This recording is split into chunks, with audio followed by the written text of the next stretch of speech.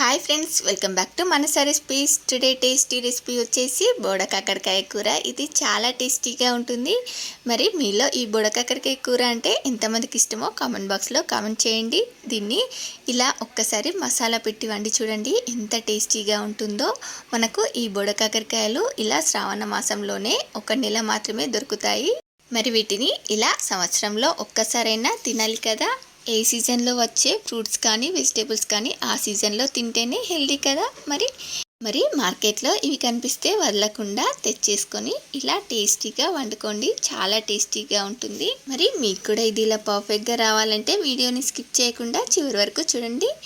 ఇప్పుడు లేట్ చేయకుండా ఇలా టేస్టీగా బోడ కాకరకాయ కర్రీని ఎలా ప్రిపేర్ చేయాలో చూద్దాం. ఇప్పుడు దీన్ని చేసుకోవడానికి నేను ఇక్కడ ఒక 1/2 కేజీ బోడ కాకరకాయలని తీసుకున్నాను. చూడండి, ఇలా ఈ బోడ కాకరకాయని ఇలా వాటర్లో వేసుకొని ఒక 15 నిమిషాలు నానబెట్టుకోవడం వల్ల మనకు ఇవి బాగా క్లీన్ అయిపోతాయి. ఇప్పుడు ఇవి నానేలోపు ఇలా ఒక ఆనియన్ సైజ్ అంతా చింతపండుని తీసుకొని ఒకసారి బాగా క్లీన్ చేసుకొని దీనిలో మళ్ళీ వాటర్ని యాడ్ చేసుకొని ఇలా నానబెట్టుకోవాలి. ఇప్పుడు దీనిలోకి ఇలా ఒక 5-6 పచ్చిమిర్చిని ఇలా కట్ చేసుకొని, అలాగే ఇలా ఒక పెద్ద సైజ్ ఆనియన్ని కట్ చేసుకోండి. చిన్నవైతే 2 ఆనియన్స్ని కట్ చేసుకోండి. ఆనియన్స్ దీనిలోకి కాస్త ఎక్కువగా ఉంటేనే ఈ కర్రీ టేస్టీగా ఉంటుంది. చూడండి, ఈ ఆనియన్ని ఇలా చిన్న చిన్న ముక్కలుగా కట్ చేసుకొని ఇప్పుడు వీటిని రెడీగా ఇలా ప్లేట్లోకి తీసి పక్కన పెట్టేసుకుందాం. అలాగే చూడండి, మనకు ఈలోపు ఇవి కూడా బాగా నానిపోయాయి. చూడండి, ఇలా నానబెట్టుకుంటే మనకు లోపల నుండి కూడా ఇలా ముళ్ళు లాంటివి ఉన్నాయి కదా, దాంట్లో ఏదైనా మట్టి ఉంటే ఇరుక్కపోయి ఉంటే అది కూడా తొలగిపోతుంది. వీటిని ఇలా 2-3 సార్లు బాగా వాష్ చేసుకొని వీటిని ఇలా ముక్కలుగా కట్ చేసుకోవాలి. వీటిని ఇలా రౌండ్గా కానీ ముందుగా కట్ చేసినట్టు పొడవుగా కానీ మీకు ఎలా నచ్చితే అలా కట్ చేసుకోండి.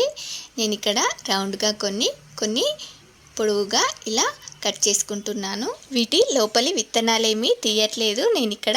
మీరు నచ్చకపోతే తీసేయండి, కాకపోతే వీటిలో విత్తనాలు ఉంచి చేసుకుంటేనే టేస్ట్ చాలా బాగుంటుంది. చాలామంది ఇష్టపడతారు కూడా.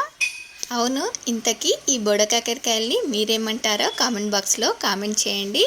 ఇంకొంతమంది ఆ కాకరకాయలని కూడా అంటారని విన్నాను. వేరే ఏమైనా ఉంటే కామెంట్ చేయండి. ఇప్పుడు ఈ కర్రీ చేసుకోవడానికి ముందుగా ఇలా ఒక ప్యాన్లోకి కొన్ని మెంతులు, 3 లవంగాలు, 2 ఇలాచి, టేబుల్ స్పూన్ ధనియాలు, టీ స్పూన్ జీలకర్ర, వీటిని ఇలా ప్యాన్లో వేసుకొని జస్ట్ 1 నిమిషం పాటు ఇలా వేయించుకున్న తర్వాత ఇప్పుడు దీనిలోకి ఒక 2 టేబుల్ స్పూన్ల నువ్వులని వేసుకొని వీటిని జస్ట్ ఇలా కొంచెం చిటపటలాడేంత వరకు ఫ్రై చేసుకోవాలి.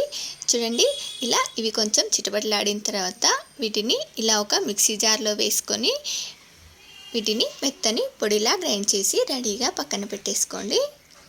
ఇప్పుడు ఇలా ప్యాన్లోకి ఒక 3 to 4 టేబుల్ స్పూన్స్ ఆయిల్ వేసుకొని దీనిలో ఆవాలు, జీలకర్ర, అలాగే ఇలా కచ్చాపచ్చాగా దంచిన వెల్లుల్లి, మనం కట్ చేసి పెట్టుకున్న పచ్చిమిర్చి, ఆనియన్స్ని వేసుకొని వీటిని ఇలా ఫ్రై చేసుకున్న తర్వాత చూడండి, వీటిని ఇలా ఫ్రై చేసుకున్న తర్వాత ఇప్పుడు దీనిలోకి ఇలా ఒక గుప్పెడంతా కరివేపాకు వేసుకోండి. ఇలా కరివేపాకు ఎక్కువగా వేసుకుంటే మనకు ఫ్లేవర్ బాగుంటుంది. అలాగే 1 టేబుల్ స్పూన్ అల్లం వెల్లుల్లి పేస్ట్, 1 టీ స్పూన్ పసుపు వేసుకొని పచ్చివాసన పోయేంత వరకు ఇలా బాగా ఫ్రై చేసుకున్న తర్వాత ఇప్పుడు దీనిలోకి మనం ఇలా కట్ చేసి పెట్టుకున్న బోడ కాకరకాయలని వేసుకొని ఇప్పుడు దీనిలోకి మీకు టేస్ట్కి సరిపడా సాల్ట్ని యాడ్ చేసుకోండి. నేను ఇక్కడ ఒక 2 స్పూన్స్ వరకు సాల్ట్ని వేసుకున్నాను. చూడండి, ఇప్పుడు దీన్ని అంతా కూడా ఇలా బాగా కలిసేలాగా ఒకసారి మిక్స్ చేసి ఇప్పుడు మూత పెట్టి మనకు బోడ కాకరకాయలు ఉడికేంత వరకు ఉడికించుకోవాలి. చూడండి, మనకి ఇవి బోడ కాకరకాయలు ఉడకడానికి టైం ఎక్కువగా పట్టదు.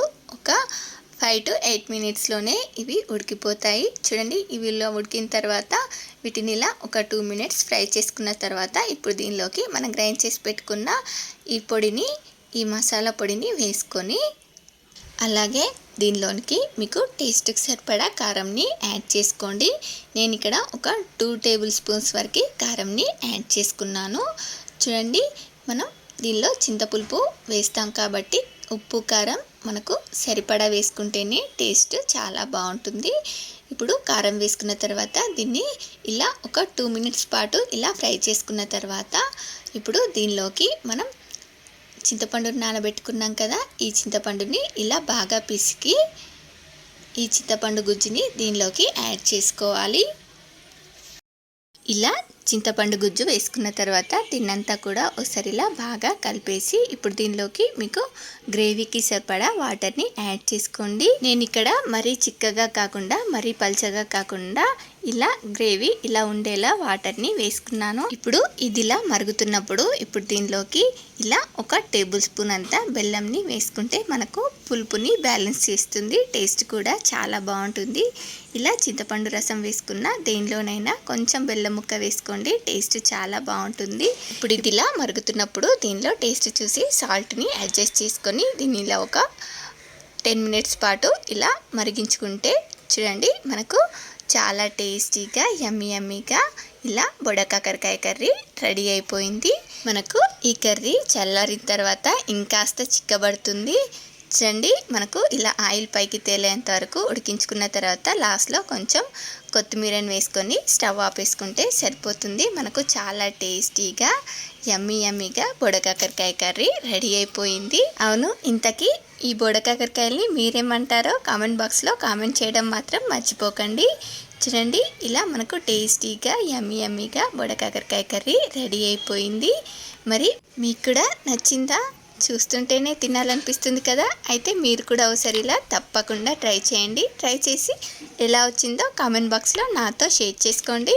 అలాగే మీకు ఈ రెసిపీ కనుక నచ్చినట్లయితే మా ఛానల్ని లైక్ చేయండి, షేర్ చేయండి. మరిన్ని టేస్టీ అండ్ హెల్దీ రెసిపీస్ కోసం మానస రెసిపీస్ ఛానల్ని సబ్స్క్రైబ్ చేసి దాని పక్కనే ఉన్న బెల్ సింబల్ని క్లిక్ చేయండి. Thank you for watching my video.